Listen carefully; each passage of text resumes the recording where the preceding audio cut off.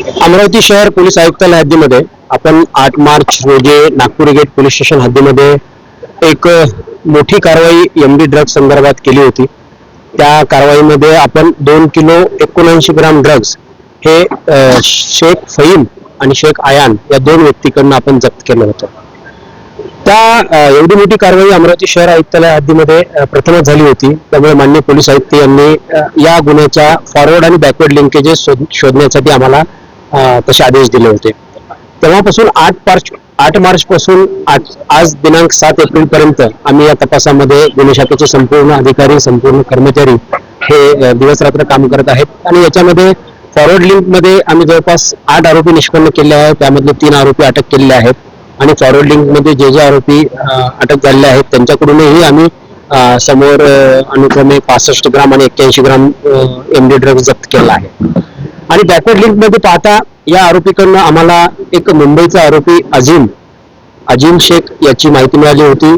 तर त्याचा मुंबईमध्ये जाऊन शोध घेऊन त्याला त्याच्या एमडी ड्रग्ज सहित आम्ही या ठिकाणी अटक केलं होतं आणि त्याच्याकडे परत तपास करता बॅकवर्ड लिंकेजेस मध्ये आम्हाला परराज्यातली एक लिंक मिळाली होती. राजस्थान राज्यामधून हे ड्रग्ज येत असल्याची एक माहिती आम्हाला त्या अजिमच्या तपासादरम्यान खुलासा झाली होती आणि अजिमच्या तपासादरम्यान खुलासा झाल्यानंतर आम्ही मागील 15 दिवसापूर्वी राजस्थान येथे जाऊन आलो, परंतु पाहिजे तसं यश मिळालं नव्हतं. त्यानंतर आम्ही परत त्याची पूर्ण माहिती, थोडी तांत्रिक माहिती त्याची हस्तगत करून राजस्थानला जवळपास 4 अधिकारी आणि आमचे 16 कर्मचारी असे सुमारे मागील 8 दिवसापासून आम्ही या तपासावर काम करत होतो.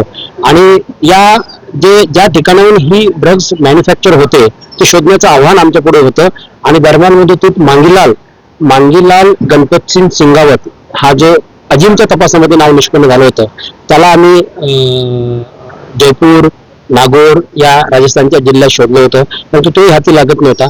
त्यानंतर मांगीलाल आणि जो एक त्या फॅक्टरीचा मालक जो आहे विष्णू मोहनलाल गायरी, राहणार मोहोडा, तालुका अर्नोड, जिल्हा प्रतापगड, हे दोघेही जण एका ठिकाणी असल्याबाबतची माहिती आम्हाला मिळाली होती. आणि काल रात्री सुमारे 11-12 वाजता हा जो विष्णू गायरी आहे त्याच्या स्कॉर्पिओ मध्ये हे दोघे जण एका ठिकाणाहून जात होते अशी माहिती मिळाली. तेव्हा ट्रॅप लावून आम्ही सगळ्या अधिकारी कर्मचाऱ्यांनी त्याला त्या ठिकाणी ताब्यात घेतलं.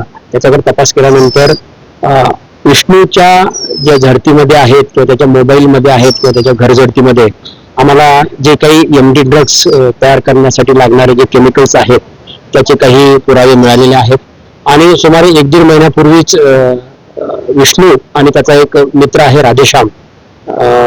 राधेश्याम दमामी, हा पण अर्नोड पोलीस स्टेशन, जिल्हा प्रतापगड हद्दीत राहतो. हे दोघं मिळून तिथे फॅक्टरी चालवत होते एमडीची आणि 1-1.5 महिन्यापूर्वीच प्रतापगड पोलिसांनी याच्या फॅक्टरीवर रेड करून ती फॅक्टरी सीज केलेली आहे. तेव्हापासून याची फॅक्टरी बंद आहे. परंतु यांनी जी ड्रग्ज आमच्याकडे आली होती 2 ते 2.5 किलो ड्रग्ज जी आली होती ते त्याच फॅक्टरीमधून मॅन्युफॅक्चरिंग होऊन आल्याची कबुली ही आम्हाला विष्णूकडून मिळालेली आहे आणि विष्णूला आम्ही ताब्यात घेतलेलंच आहे.